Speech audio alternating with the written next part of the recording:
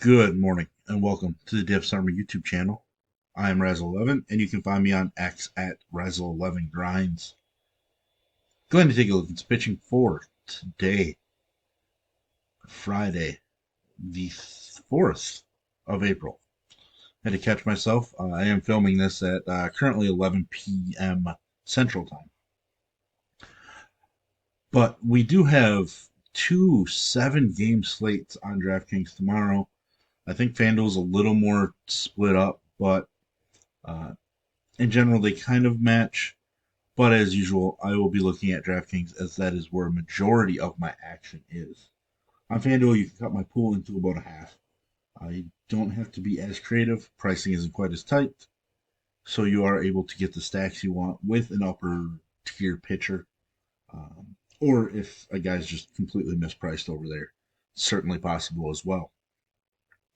But let's dig into these actions or these games. Actually, a 6-game early slate. If I said 7, my apologies. It's 6 early and then 7 main. Really strange separation, but definitely not a normal Friday slate as we rarely get day games. The only one during the day generally is the Cubs. So we're going to continue the way that we've been looking early in the season. We don't have a ton of data overall. We have ideas of what some of these pitchers are historically, but we're going to rely on the Vegas props to give us a baseline as the start of our research. And as a reminder, this is a first look option, as I will be going more in depth for the members over at DFS Army within my notes and in our Discord. But we can get started here. A couple of guys do not have some props yet, mainly Freed, uh, Luis Castillo, number 2 for the Mariners as well. But game lines themselves on this particular 6-game slate,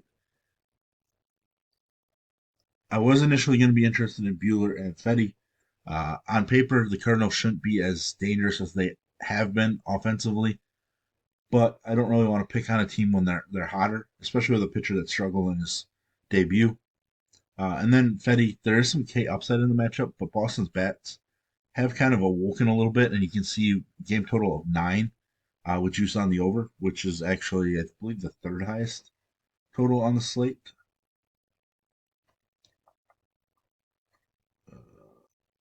Or second highest, sorry. For some reason, I thought the Colorado game was at the bottom, but yeah, the second highest total on the slate. A game that's really intriguing. I'm not sure that I'm going to get to Randy Vasquez because I don't really trust him.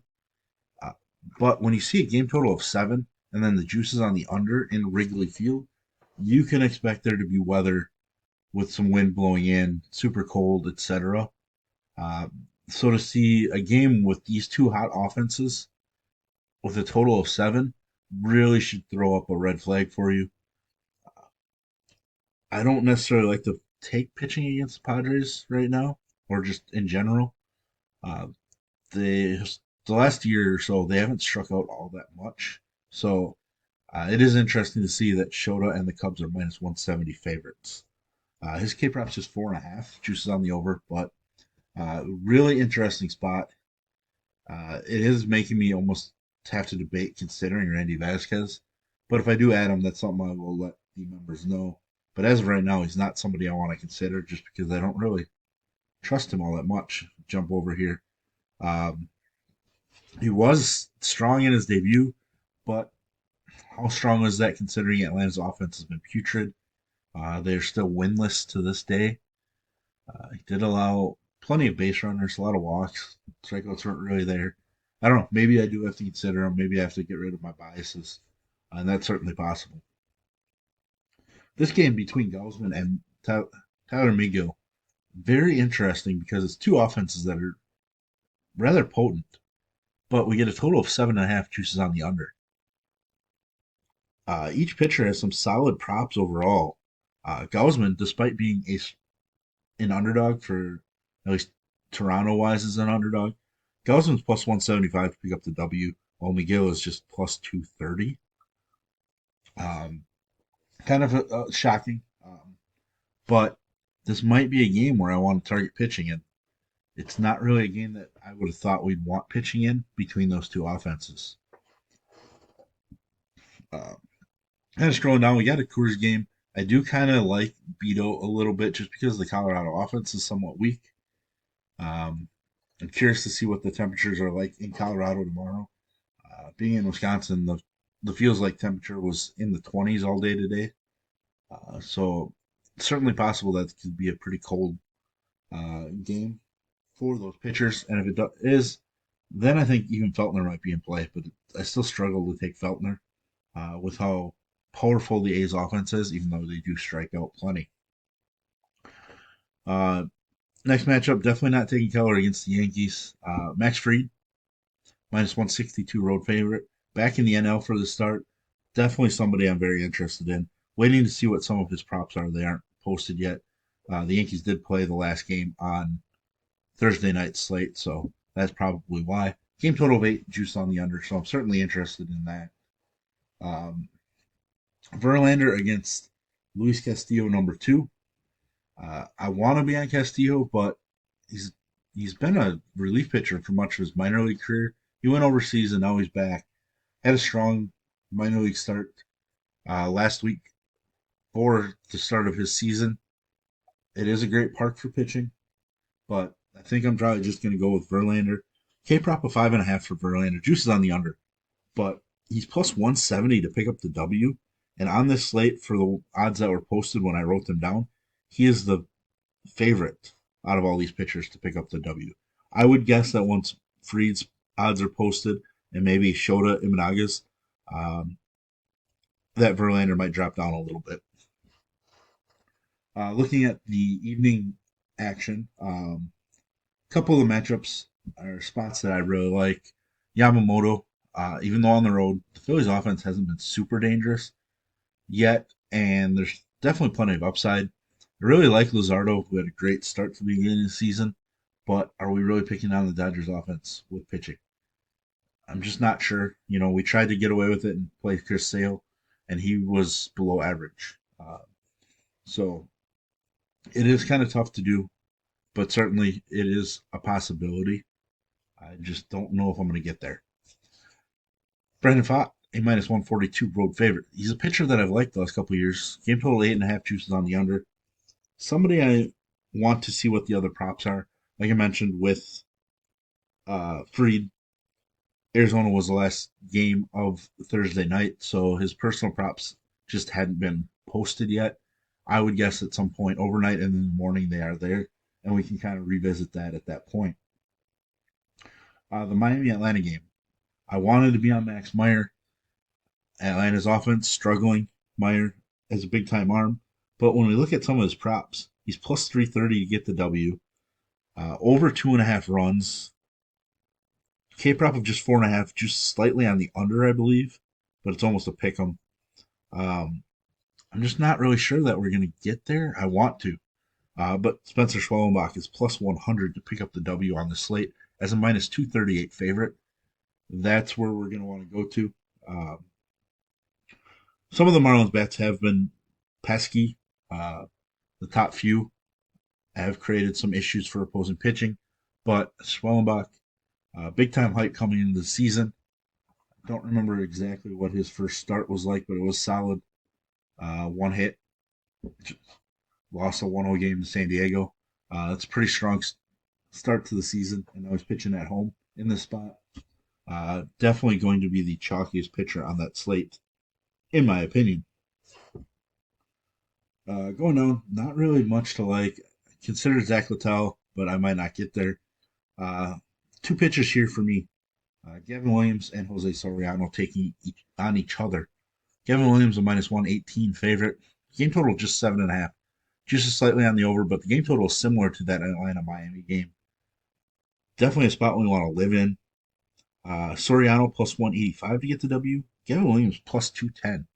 So despite the Angels being slight home dogs, Soriano is more likely to get the W than Gavin Williams. And that's probably because the odds are on Gavin Williams 15 and a half under as far as outs. Well, Soriano is 17 and a half and juice to the over. I think both guys are certainly in play. Soriano's K prop at 4.5, juices on the over. Gavin Williams 5.5, juices on the under. So they're very similar. Both have 1.5 uh, earned runs allowed props with juice on the over. But I think that's kind of where the SP2 is going to come from most of the time on the slate. Schwellenbach being the top guy if you want to gamble with this game. But, kind of going into some of this pitcher props, we'll look at the strikeouts because it's always super important. Fetty and Bueller, like you mentioned, Fetty, there's some K upside there, but I just think that Boston lineup is starting to wake up a little bit. So it's not really a spot I want to go to unless I absolutely have to force in another guy. Super cold weather or windy or whatever it is in Chicago once we see the forecast. But the K props aren't overly high. It's a little worrisome, but Shota just strong. I think he's just going to be strong enough for us to play. I just hope he does, reach those over numbers. Gaussman, 5.5 juices on the under, but certainly plenty of upside. But like I mentioned, this matchup is really, really interesting just because the offenses can be so dangerous. Tyler McGill, probably going to be somebody I have to consider. The bottom half of the Toronto lineup, from a name standpoint, is lacking. So I think there is upside for Tyler McGill. The Coors matchup, Betos, K prop 4.5, juice pretty solidly on the over. I still think I'm going to end up there, but we'll have to wait and see. I want to see a Freed K prop because I'm super interested in that. Verlander K prop at 5.5, juice is on the under, but man, there are K's in this matchup, and it's a great park to pitch in. I really think that Verlander is probably a guy that we want to have a decent amount of exposure to. Getting to the evening slate here, Yamamoto 5.5 juices strongly on the over. Luzardo juices on the under, but an 11K debut with Philly. It's tough to ignore. I'm intrigued. Fott does have a K prop now at 5.5. Juices on the under, but 5.5 is pretty strong K prop. After picking up 5 in his first start, Schwellenbach K prop is 6.5. Juices on the under, but pretty solid K prop. Max Meyer struck out 7 in his debut, so a 4.5 prop seems very inviting. But like I mentioned, there's a lot of other things in this line over 2.5 runs that kind of stand out to maybe we don't want to go there, but it's hard to not pick on the Atlanta offense right now, to be honest. And scrolling down, Zach Littell was somebody that initially crossed my mind. Under 4.5, though, it's not super intriguing. Obviously, he did strike out 7 in his first start of the year. Then we get down to the two guys that I definitely am going to own a bit. Gavin Williams, under 5.5. I would not be shocked to see that move to over 5.5 at some time in the morning. So that's one we're going to want to monitor. Jose Soriano over 4.5. I like that number as well. Cleveland did strike out a bit in the San Diego series, so it's something to pay attention to. Um, Kind of going just real quick through some of the win odds. Not everybody's posted yet, so that's a big thing. Vasquez just plus 260 is interesting. Um, Interested to see what Shota's numbers are. Like I mentioned, Gausman's not the favorite in the game, but plus 175. That's intriguing. Verlander, Yamamoto plus 140, Schoenbach plus 100, and then obviously, like I mentioned, down here Soriano plus 180. So there we have it. There's kind of the first look at pitching for both of the slates. If you enjoy what I bring to you, please hit the like button, hit the subscribe button, turn the notification bell on, get the alert anytime we drop videos here at DFS Army. If you want to join us and get access to our coaches, tools, sheets, Discord, etc., I will put links in the description below. You can use promo code First Pitch Yet. I believe that's still for another day or day and a half or so for 20% off lifetime. I want to see you in our Discord. I want to see you asking some questions. Hit the comments below. Let me know who you're looking at. What props really stand out for you. So, as always, best of luck to everybody.